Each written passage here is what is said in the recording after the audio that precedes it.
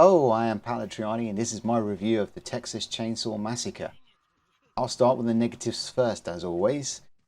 The game frequently crashes. Credentials bug that stops you from playing online happens to you a lot. A restart of the game normally fixes this, but what a headache. Interaction with items has to be dead on or you'll be dancing around the highlighted option trying to use it.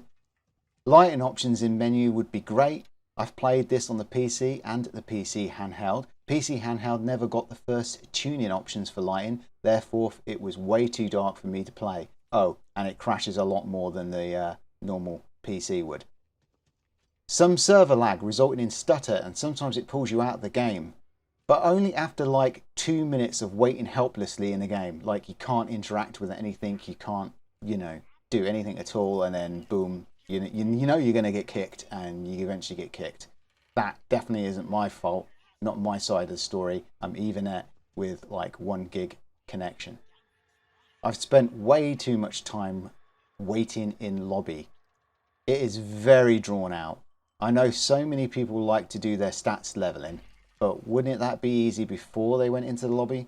Or maybe it's for respecting your stats into, favour a better outcome after seeing what the opposition team has. But man, it's a friggin' long wait.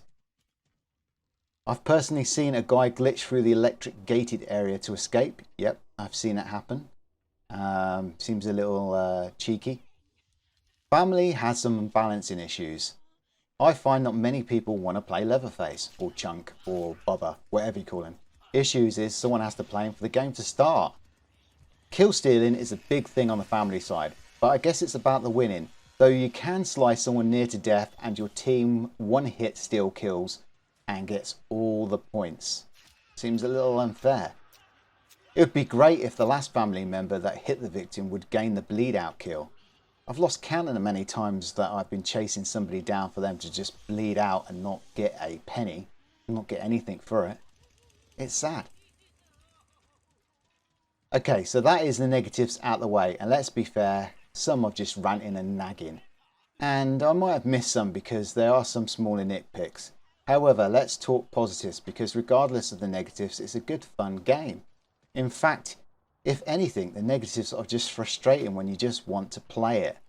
Graphically, it's great. It's an attractive game overall. Lots of clutter in the game give it a fully immersive feeling and lots to do. No ray tracing option, but that's okay. We don't need that. Very good level of detail in the game, even if some of it doesn't make any sense. I mean like Sissy and Hitchhiker, Hitchhiker aka the Joker or Cletus from The Simpsons, not being able to climb over wood stacks or cook. Finn, as he is, isn't able to sidestep through breaks in the drywall. Why is that?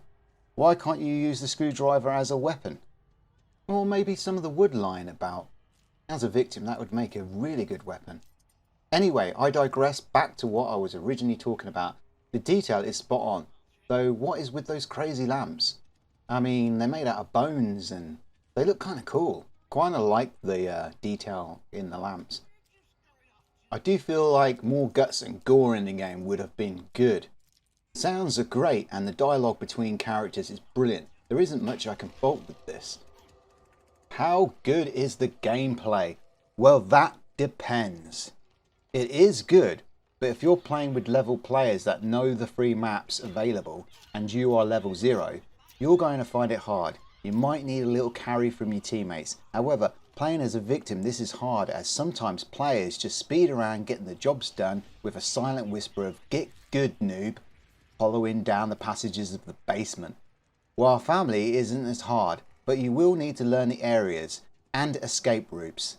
Leatherface starts roaming around the basement trying to catch a kill.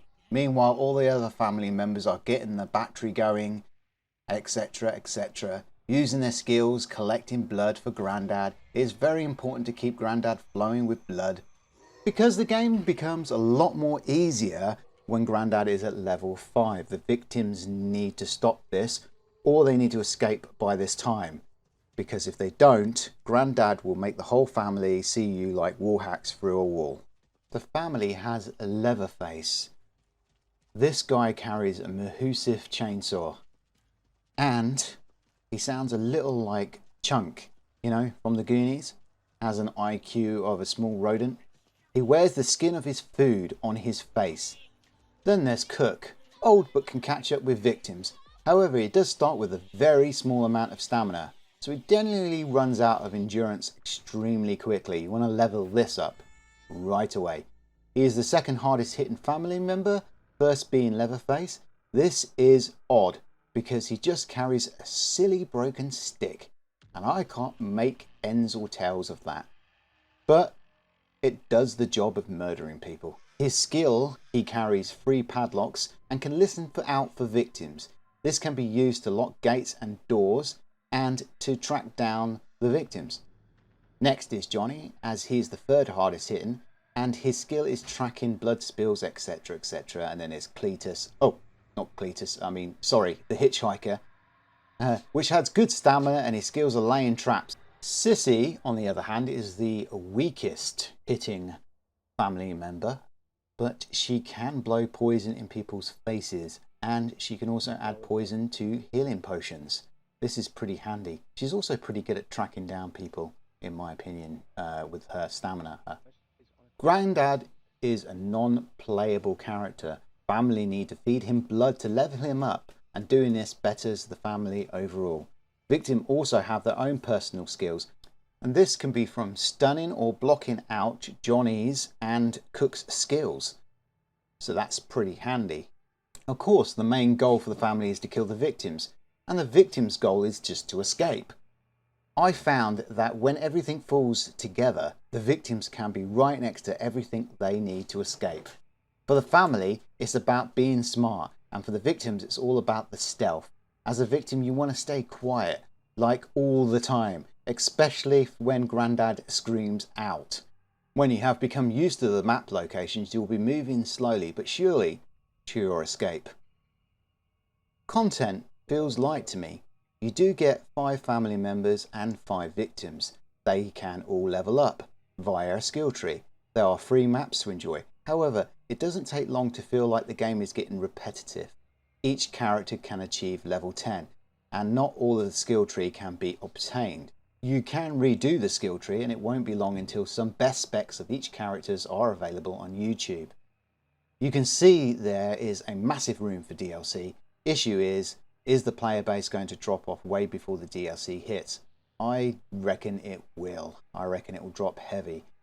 The gameplay is very good. Let's just hope they fix the bugs and bring content to keep the players happy. If you can handle gore, redneck stereotypes, and annoying bugs, then this game is a decent horror survival game. 7 out of 10 from me. Would be an 8 if it wasn't for those damn bugs. Please like, subscribe, hit that bell button if you want to watch more reviews like these. Thank you for watching, and bye for now.